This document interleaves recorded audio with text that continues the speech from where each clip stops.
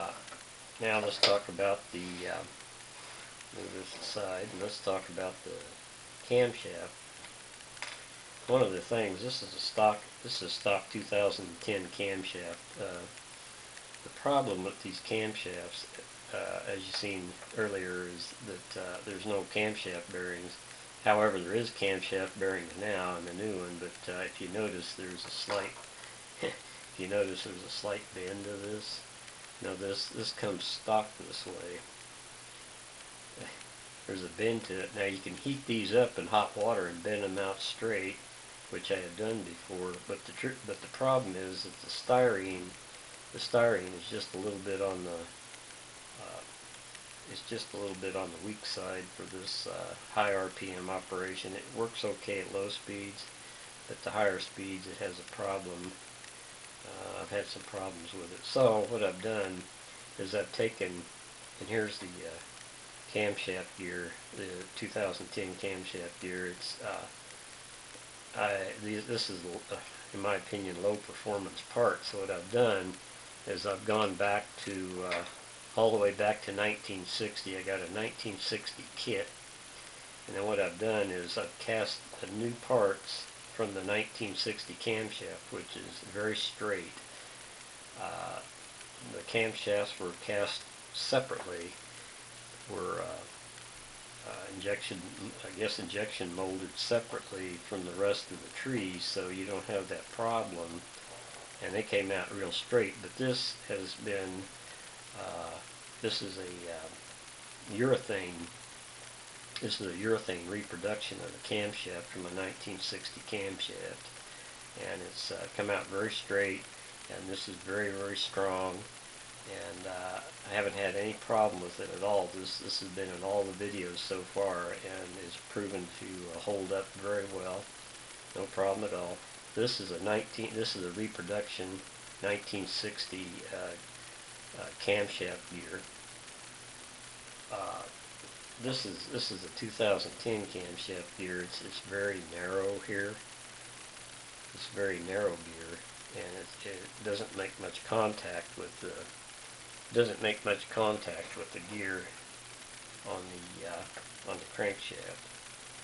So by making a reproduction of the 1960 gear, which is considerably wider, it makes much better contact.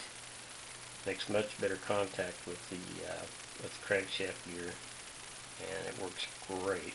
So these two reproduction gears are wider than the stock gear, and I haven't had any problem at all with slippage. Now on the stock engine, sometimes these things will slip off to one side, and you'll have timing problems. But I haven't had any problems at all with this. This is how it's, of course, this is how it sits in the engine, just like this. It sits in the engine just like that. So the spray, the oil spray from the crankshaft comes right up and lubricates the lobes on the cam bearings. I have had absolutely no problem with lubrication of the camshaft. So that covers that pretty well. This, I'll just show you here, the camshaft goes in just like a normal V8 engine. The camshaft goes through the bearings and into the end, as you can see. Very, very, very smooth, and it's very straight. There's no problem at all with this.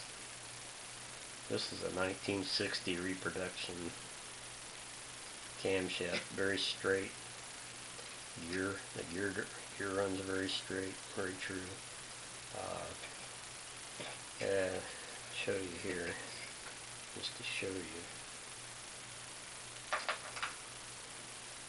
Here's just an example. We're going to drop it. Well, I should sit this way. Drop this in here. Drop it in there. By the way, you have to keep all these straight. This isn't the right one for this one. You have to keep them all straight in these little packages, otherwise you get completely mixed up. They have to stay together, just like on a real engine. You want to keep them all together. Now you can see, I think you can see here how this works, how the adjustment works. It clicks a little bit, but when you get lubrication, it doesn't click near as bad. This is all running dry right now.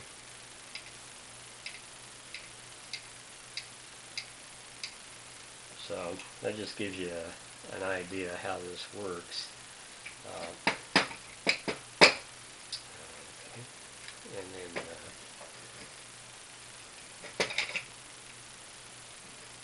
this gives you an idea how it works all together here.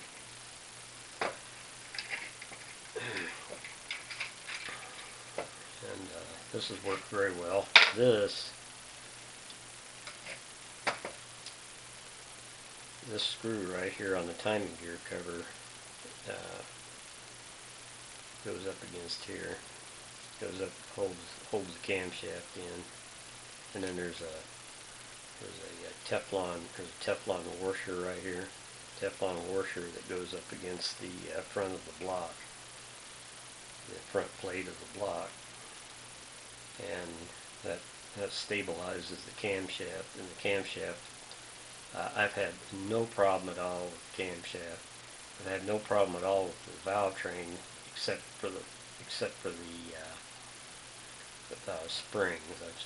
I'm still continuing to have problems with the springs, but everything else is just holding right in. These screws right here screw into the block. Here, they screw into the block. These are 080 screws right here, and they're threaded into the block. This way you can disassemble it.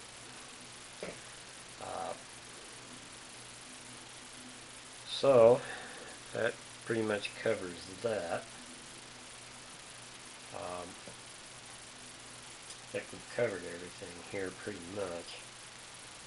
One of the things that's going to happen next is assembly. I'm going to assemble all this, and I won't bore you with the assembly process too much. What I'll do is I'll just show the key parts of the assembly as it goes together and point out a few things.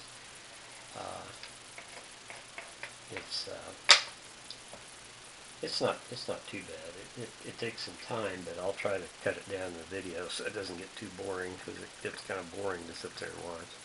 Anyway, so that pretty much covers what's going on here.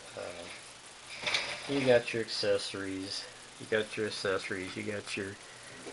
got this. You got your accessories and your little accessories. They just bolt on. It's pretty obvious they don't do anything, but they just bolt on. I got so you can take them off. Everything so you can take it off so you can work on it. That's the main thing, accessibility and everything. By the way, this this dipstick that goes in here is out of it's mostly symbolic, but this dipstick, by the way, is out of a 1960 kit. That's one of the original 1960 dipsticks, so I thought that was kind of interesting.